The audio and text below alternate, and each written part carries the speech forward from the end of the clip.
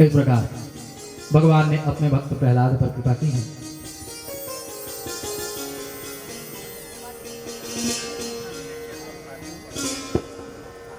भगवान सुखदेव राजा परीक्षित से कहते हैं, राजा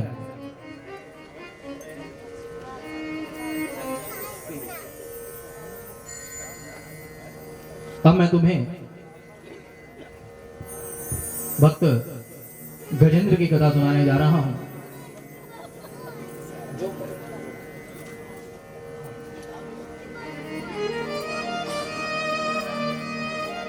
आसीत् गिरिवरो राजन् त्रिकूट इति विश्रुतः। हे राजन, त्रिकूट पर्वत पर एक गजेंद्र रहता था। वह गजेंद्र ढेर सारे हथिनियों से घिरा हुआ जब जंगल में चलता था तो ऐसा लगता था मानो चारों तरफ से देवी देवताओं से घिरे स्वयं देवराज इंद्र चल रहे। जब वो जंगल में चलता तो सभी उसकी जय जयकार करते। एक दिन वह गजेंद्र अपनी पत्नियों के साथ, बच्चों के साथ किसी सरोवर में स्नान करने के लिए आया। स्नान करके अपने बल के मद से उन्मत्त होकर के नदी में जल क्रीड़ा करने लगा। तभी उस सरोवर में एक ग्राह ने आकर के, मगरमच्छ ने आकर के उस गजेंद्र का पांव पकड़े लिया। यह संपूर्ण संसार एक सरोवर है। इस संसार रूपी सरोवर में हम लोग भी उस गजेंद्र की तरह अपने बाल बच्चों के साथ निश्चिंत होकर के जीवन जीते हैं और ये भूल जाते हैं कि संसार रूपी सरोवर में काल रूपी मगरमच्छ भी रहता है जो कभी भी हमारा पांव पकड़ सकता है। और देखिए, मगरमच्छ ने आकर के सबसे पहले हाथी का क्या पकड़ा? पांव पकड़ा। हमारे पास भी जब काल आता है तो सबसे पहले हमारा पांव ही पकड़ता है। यानी जब घुटने में दर्द होने लगे समझ लेना चाहिए अब धीरे धीरे मगरमच्छ पैर पकड़ रहा है। अच्छा, हम लोग कितने चालाक हैं। भगवान हमको समय समय पर हिंट देते रहते हैं कि भाई देखो, अब तुम बूढ़े हो रहे हो, तुम मरने वाले हो, भगवान के भजन में लग जाओ। भगवान पहला हिंट क्या देते हैं? हमारे बालों को सफेद कर लेते हैं कि भाई अभी सावधान हो जाओ। लेकिन आदमी इतना चालाक है कि उन बालों को भी रंग देता है, फिर भी भगवान नहीं मानते। धीरे धीरे दांत टूटने लगते हैं। लेकिन आदमी भगवान से भी अधिक चालाक है, उसने नकली दांत लगवा लिए। बोलो राधे राधे। जब ग्राह ने गजेंद्र का पांव पकड़ा है, गजेंद्र ने पूरा बल लगा करके उसे सरोवर के बाहर लाया है। उसके सुर में सुर मिला करके उस गजेंद्र की सारी पत्नियां, सारे के सारे बच्चे उसे बाहर निकालने लगे। धीरे धीरे धीरे जब कई दिन बीत गए, उसके बच्चों ने कहा, हे पिताजी, अब हम आपकी और अधिक सहायता नहीं कर सकते। हम इतने दिन से आपको बाहर निकालने का प्रयास करें, लेकिन आप तो निकलने का नाम ही नहीं ले रहे। ऐसा कहकर के बच्चों ने उसकी सूंड से सूंड निकाला और वहां से चले गए। गजेंद्र को बड़ा ही दुख हुआ है। अपनी पत्नियों से कहा, देखा देवी, जिन बच्चों के लिए हमने अपना पूरा जीवन दांव पर लगा दिया, आज इस संकट की घड़ी में वो बच्चे हमारा साथ छोड़ करके चले गए। 2-4 दिनों तक हथिनियों ने भी बल लगाया और उसके बाद उन्होंने भी सूंड से सूंड निकाला और कहा, स्वामी, अब हम भी आपकी सहायता नहीं कर सकते। अब गजेंद्र को बड़ा ही दुख हुआ है। हमारे पास भी जब दुख आता है, हम लोग अपने बाल बच्चों को बुलाते हैं, अपने माता पिता को बुलाते हैं। जो स्वयं काल के गाल में समाते चले जा रहे हो, भला हमारी रक्षा क्या करेगा? बल्कि यदि शरीर में कैंसर हो जाए, कुष्ठ रोग हो जाए, तो वही माता पिता बाल बच्चे कहेंगे, प्रभु अब जल्दी से इनको ले जाओ। और कोरोना के समय तो सबने इस चीज को देखा है। तो कैसे बेटा बाप को नहीं छू रहा है, बाप बेटे को नहीं छू रहा है। बाप की लाश पड़ी हुई है, बेटा अंतिम संस्कार करने को राजी नहीं।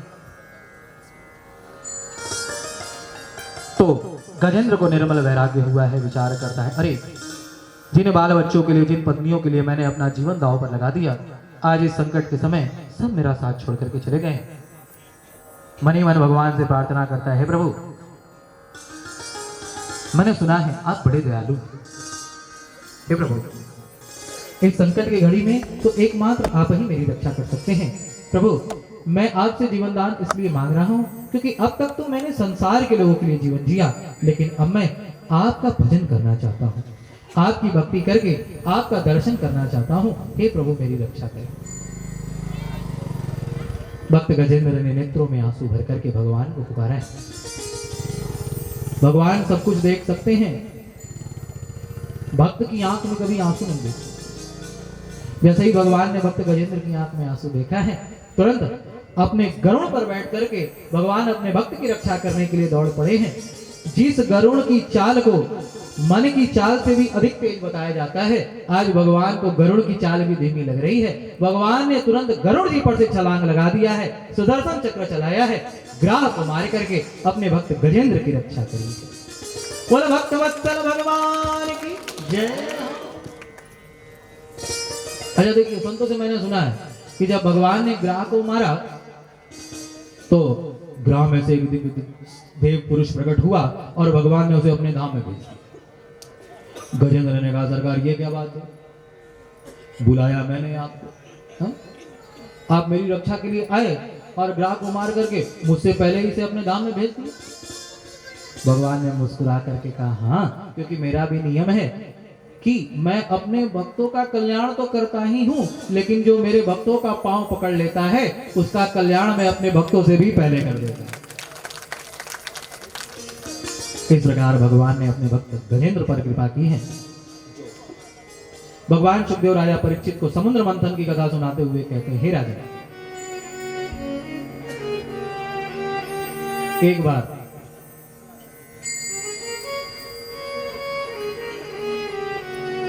असुरों और देवताओं में बड़ा भयंकर युद्ध हुआ। रोज रोज के युद्ध से तंग आकर के सारे देवता भगवान के पास गए। भगवान सुखदेव राजा परीक्षित से कहते हैं, राजन, असुरों और देवताओं का युद्ध चलता रहता। एक बार दुर्वासा ऋषि ने देवराज इंद्र को शाप दे दिया, हे देवराज, तुम श्रीहीन हो जाओ। देवराज इंद्र भगवान के पास गए हैं। भगवान ने कहा, देवराज, दुर्वासा ऋषि के शाप के कारण आपका सारा का सारा ऐश्वर्य समुद्र में चला गया है। यदि पुनः अपने ऐश्वर्य को प्राप्त करना चाहते हो तो आपको समुद्र मंथन करना पड़ेगा। देवराज इंद्र ने कहा, ठीक है प्रभु। भगवान ने कहा, लेकिन देखो, समुद्र मंथन तुम अकेले नहीं कर सकते, इसके लिए तुम्हें अपने साथ असुरों को भी लेना पड़ेगा। सारे देवता असुरों के पास आए। असुरों के पास आकर के देवताओं ने कहा, देखो भाई, हम लोग रोज आपस में लड़ते भिड़ते रहते हैं, चलो लड़े भिड़े ठीक है, लेकिन यदि हम आपस में मिलकर के समुद्र मंथन करें और समुद्र मंथन से जो अमृत मिले उस अमृत को हम दोनों आपस में बांट लें तो चाहे जितना भी लड़े कटे मरने वाला कोई नहीं। बोलो राधे राधे। असुरों को बात अच्छी लगी, हाँ भाई ये बात तो ठीक है। सब समुद्र मंथन के लिए तैयार हुए।